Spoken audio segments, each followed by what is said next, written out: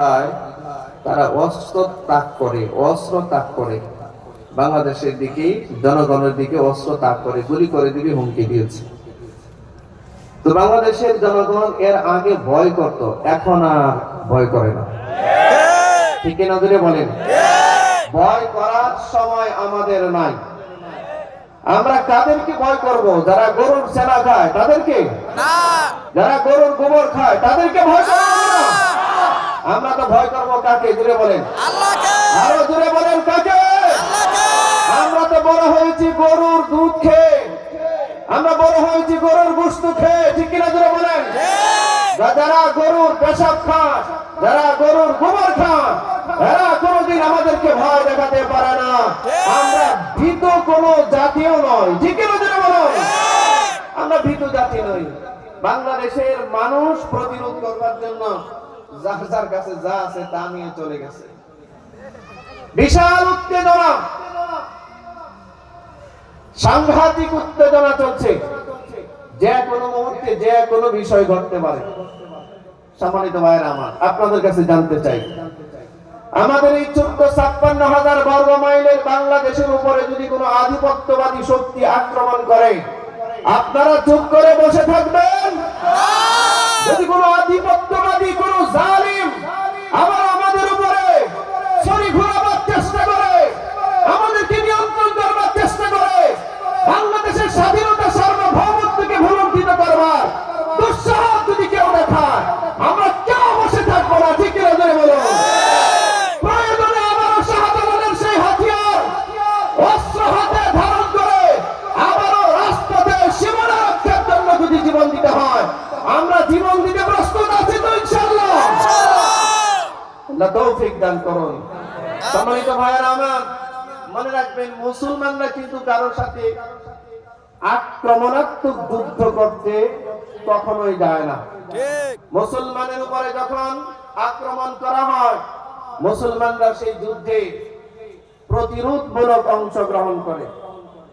মনে রাখতে হবে আমাদের, যেই হাতে তাসবিহ গোনা সুবহানাল্লাহ তাসবিহ পড়া ইবাদত, যেই হাতে আলহামদুলিল্লাহ তাসবিহ পড়া ইবাদত, যেই হাতে আল্লাহু আকবারের তাসবিহ পড়া ইবাদত, একই হাতে জালিমের মোকাবেলায়, কাফের মুশরিক মাজুসীদের মোকাবেলায়, আল্লাহ এবং তার রাসূলের দুশমনদের মোকাবেলায় অস্ত্র ধারণ করা ওই হাতে, সেটাও ইবাদত। ঠিক কিনা জোরে বলুন?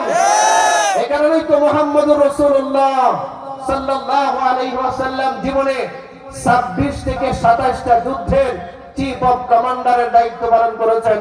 আল্লাহ রাসূল নিজে অস্ত্র ধারণ করে বেঈমান আর কাফেরদের বিরুদ্ধে জিহাদের ময়দানে অবতীর্ণ হয়েছে। ঠিক। সম্মানিত ভাইরা আমার, বিগত 16 বছর যাবত জিহাদের আলোচনা মাহফিলে করা যেত না। ঠিক কিনা জোরে বলেন? 16 বছর যাবত জিহাদের আলোচনা মসজিদের মিম্বার থেকে করা যেত না। জিহাদের আলোচনাটা আসলেই ওরা আমাদেরকে উগ্রবাদী, জঙ্গিবাদী বলে মিথ্যা ভুয়া মামলা দিয়ে, জঙ্গিবাদের মামলা দিয়ে নিরীহ অজস্র আলেমকে আয়না ঘরে বন্দী করে রেখে দিয়েছে। কতজনকে ক্রস ফায়ার দিয়েছে, গুম করেছে, খুন করেছে। আল্লাহ জালিমদের প্রাপ্য বুঝায় দিয়েছে। ঠিক কিনা জোরে বলেন? জালিমের প্রাপ্য বুঝায় দেয় কে? আল্লাহ। জোরে বলেন কে? আল্লাহ। এই কেউ যদি আমার অধিকারকে লুণ্ঠন করতে আসে, কেউ যদি আমার বাড়ি ঘর লুণ্ঠন করতে আসে, কেউ যদি আমার ধর্মকে লুণ্ঠন করতে আসে, কেউ যদি আমার ধর্মের তাহসিব তামাদ্দুনকে অপহরণ করতে আসে, আমরা কি চুপ করে বসে থাকবো? না। আমরা কি চুপ করে বসে থাকবো? আমরা চুপ করে বসে থাকবো না। আরে যেই জাতি মৃত্যুটাকে হাসি মুখে বরণ করে নিতে পারে, এই জাতিকে মৃত্যুর ভয় দেখানো এটা বোকামি ছাড়া কিছুই নয়। কথা ঠিক কিনা জোরে বলেন? আমরা তো বিশ্বাস করি আমাদের মৃত্যুর পরে এক অপরন্ত জগৎ আছে, যেটাকে আলমে বরজখ বলা হয়, পরকালীন জিন্দেগি বলা হয়। সেই পরকালীন জিন্দেগির শুরু আছে, শেষ কোথায় আল্লাহ ছাড়া কেউ জানে না। আমরা মৃত্যুবরণ করলে আল্লাহর তৈরি করা জান্নাতে যাব ইনশাআল্লাহ। বলেন ইনশাআল্লাহ। জোরে বলেন ইনশাআল্লাহ। ইনশাআল্লাহ। আরে আল্লাহ রাসূল বলেছেন, মুমিনদের জন্য তো মৃত্যু হচ্ছে একটা হাদিয়া, তোহফা। যেই জাতির জন্য মৃত্যু একটা হাদিয়া, যেই জাতির জন্য মৃত্যু একটা আল্লাহর পক্ষ থেকে উপহার। এই জাতিকে মৃত্যুর ভয় দেখিয়ে কোনো লাভ নেই। বাংলাদেশের মুসলমান যথেষ্ট সচেতন এখন, কি বলেন? জোরে বলেন, ঠিক কিনা? জোরে বলেন। সম্মানিত ভাইয়েরা আমার, সচেতন থাকতে হবে এবং প্রত্যেকের দায়িত্ব সম্পর্কে অবহিত থাকতে হবে। যখন যেটা করার দরকার সেটা করতে হবে।